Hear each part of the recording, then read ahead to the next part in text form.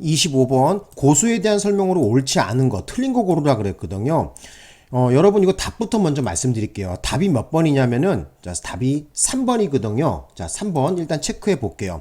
근데 여러분 답을 체크해 보니까 무슨 좀 발견한 거 없어요? 그죠? 되게 짧죠? 그죠? 되게 짧아요.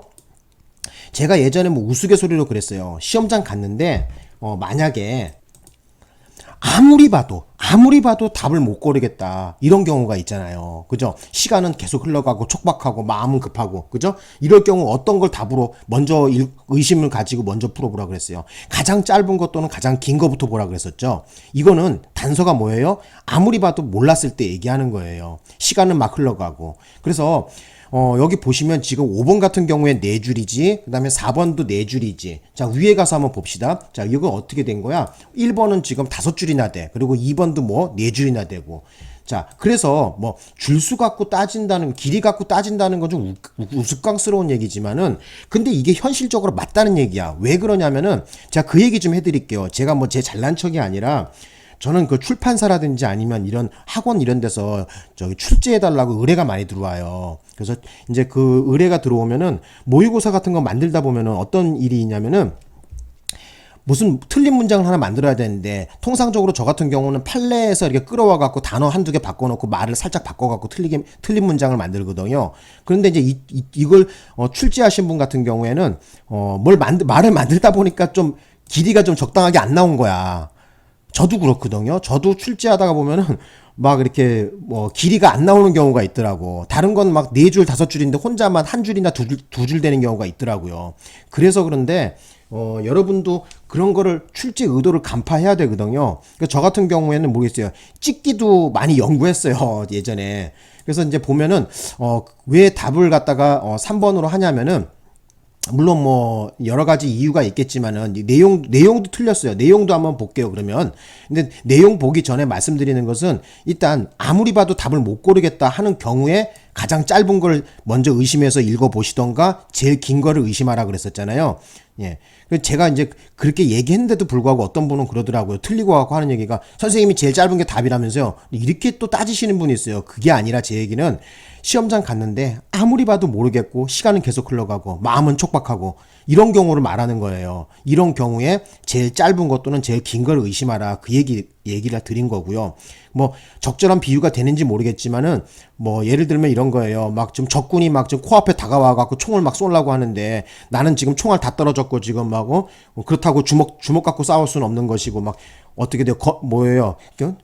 지붕에 올라가 갖고 기왓장이라도 부셔 갖고 막 던져야 되는 그런 상황이란 말이야. 이런 경우에 어떻게 하라는 거예요? 제가 알려드린 이 방법을 쓰라는 얘기예요. 이건 아주 극단적인 방법인데 그냥 알아만 두십시오. 자, 근데 이상하게도 현실적으로 이게 잘 먹힌다는 거야, 이게. 자, 되셨습니다. 뭐 이런 얘기는 뭐 좀 저거한 얘기로 그만 얘기하고 이제 문제를 한번 볼게요. 일단 정답이 3번이니까 3번부터 한번 풀어볼까요? 형사소송법상 고소권자는 범죄로 인한 피해자에 한정되며 벌써 틀렸죠? 피해자로 한정되는 게 아니지. 그죠? 고소권자 정도는 여러분들이 아셔야 되죠. 경찰이 될 사람이면 기본적으로 요 정도는 아셔야 되지 않겠습니까? 그죠? 자, 어떤 거예요? 피해자뿐만 아니라 피해자 또는 누구죠? 그와 일정한 관계가 있는 고소권자를 다 포함하고 있단 말이에요. 그래서 여기다가 적어 놔요. 자, 뭘 어쩐다고요? 피해자에 한정되면 여기다 X 그어 놓으시고 또 플러스 여백 있잖아. 여기다 좀 적어. 뭐라고 적냐면 그와 일정한 관계에 있는 고소권자 이렇게 적어 놓으세요. 그래서 형사소송법상 고소권자라는 것은 피해자 또는 그와 일정한 관계가 있는 고소권자, 뭐 법정 대리인이라든지 뭐 여러 가지 사람이 있겠죠. 그죠? 예, 좀 알아두셨으면 합니다. 되셨나요? 자, 그래서 정답 3번 처리하고 정답이 되지 않는 것도 후딱 보겠습니다. 예. 자, 1번부터 볼까요? 1번부터 보시면은 고소에 있어서 범죄 사실의 특정의 정도는 고소인의 의사가 수사기관에 대하여 일정한 범죄 사실을 신고하여 범인의 소추, 처벌을 구하는 의사표시가 있었다고 볼 수 있을 정도면 충분하고 범인의 성명, 범행의 일시, 장소, 방법 등이 명확하지 않더라도 고소의 효력에는 영향이 없다. 그렇지, 맞는 얘기지. 그래서 이제 깨끗하게 하고 또 얘기 좀 해볼게요. 여러분, 이 고소를 하려면 알아두셔야 될 것이 있어요. 크게 두 개의 덩어리를 머릿속에 좀 넣어 주십시오. 그게 뭐냐면은 하나는 피해 사실이라는 거하고요. 또 하나는 처벌의 의사입니다. 가장 큰 덩어리가 바로 이거예요. 자, 피해 사실과 그 사람을 처벌해달라고 하는 처벌의 의사입니다. 이 두 가지만 크게 큰 덩어리 두 개만 충족하면은 어느 정도 고소의 어떤 형사소송법상의 어떤 요건을 갖추었다고 보거든요. 그래서 여기 나와 있는 것처럼 뭐 범인의 이름이라든지 범행의 일시, 장소, 방법까지 그거 정확하겠지는 않더라도 범행 일시 같은 경우에는 뭐 몇 월 며칠 두세 시경, 2시경 뭐 요 정도면 돼요. 장소도 어느 부근, 그다음에 방법도 뭐예요? 뭐 이러이러하게 어떻게 해서 당했다. 요 정도만 아시면 되죠. 뭐 그 사람의 성명이란 이름이라든지 뭐 정확하게 몇 시 몇 분 몇 초까지 뭐 장소도 뭐 정확하게 어디 장소 이럴 것까지는 없습니다. 그래서 말씀드리는데 어쨌든 여러분이 고소라는 거 다시 한번 강조하지만은 자, 고소라는 것은 일단 어떻게 된다? 큰 덩어리. 다시 한번 강조할게요. 어떤 덩어리하고 어떤 덩어리예요? 피해 사실과 바로 그 처벌의 의사가 가장 중요하다는 거. 두 가지를 머릿속에 좀 떠올려 주십시오.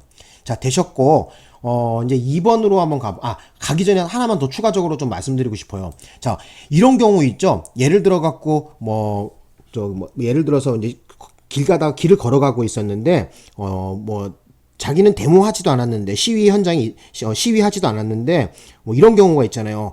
경찰들이 전경이나 아니면은 경찰들이 와갖고 데모한 사람으로 오인을 받아갖고 붙들려고 한다든지 거기서 폭행을 당하는 경우가 있잖아요. 이런 경우에 예를 들면은 어떤 경찰관이 나를 때렸다 뭐 이런 경우 있단 말이에요. 그 경우에 정확하게 알 거는 없고요. 그런 경우에는 그 피해를 받은 그 장소하고요. 그 시간대만 알면은 그리고 그 제복을 입었던 사람이 경찰관이다. 요 정도. 이 정도만 명기하면은 예를 들어서 손해배상 국가상 손해배상 청구라든지 이런 거 같은 거 할 때 충분히 가능하다는 거예요. 그래서 고소하고는 조금 다르지만은 어쨌든 알아두시면 좋을 것 같아요. 그래서 정확하게 성명이나 일시 장소 이런 것까지 정확하지 않더라도 거의 비슷하게 말씀을 하면 된다. 피해 사실을 말씀하면 된다. 이렇게 말씀드릴 수 있고요. 이런 경우는 근데 고소가 될 수가 없어요. 그러니까 예를 들면 이런 거죠.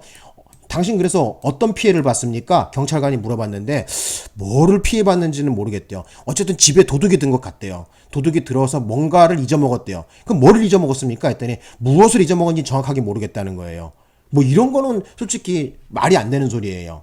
그죠? 그러면 그 가져간 사람의 대충 인상착의라든지 어떤 것을 알 수 있습니까? 물어봤는데 그것도 확실치 않다는 거예요.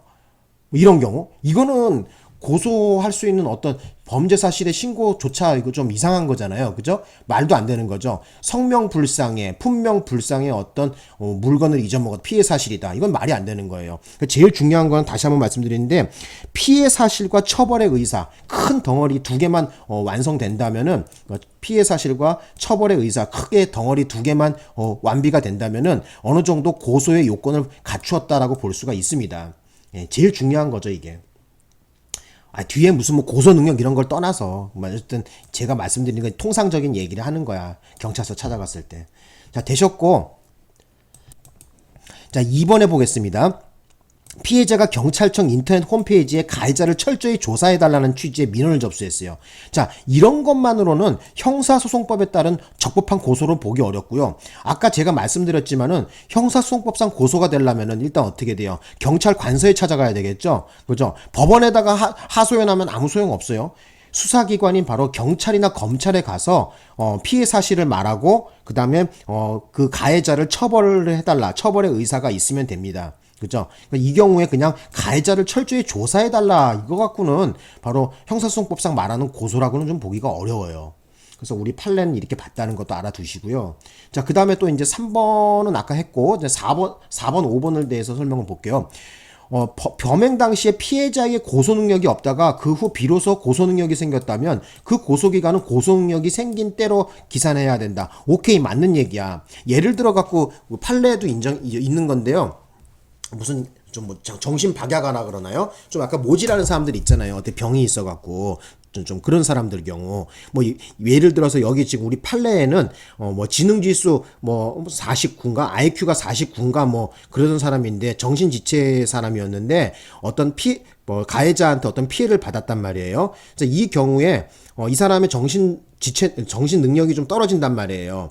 그래서 이 경우에는 뭐라 그래요. 어떤 피해를 입은 사실을 이해한다든지 아니면은 고소에 따른 어떤 사회생활의 이해관계 이런 걸 갖다가 좀 알 수 있는 능력이 부족한 거거든요. 고소 능력이 좀 없다고 봐야 돼요. 이런 경우에는. 그래서 이런 경우에는 뭐 고소의 대리인이라든지 아니면은 법정 대리인이라든지 아니면은 뭐 이런 사람들이 해줘야 되거든요. 고소권자가 따로 존재하거든요. 그래서 고소 능력이라는 것은 쉽게 말씀드리면은 뭐냐면 어떤 피해 사실을 그 이해를 하고 또 그리고 그 고소라는 것을 하게 되면은 사회생활상 어떤 이해관계가 성립된다는 것을 알아차릴 정도 이런 능력이 있다면은 고소 능력이 있다고 보는 거거든요. 그래서 여기 아래 5번의 얘기 나왔는데 5번에 볼게요.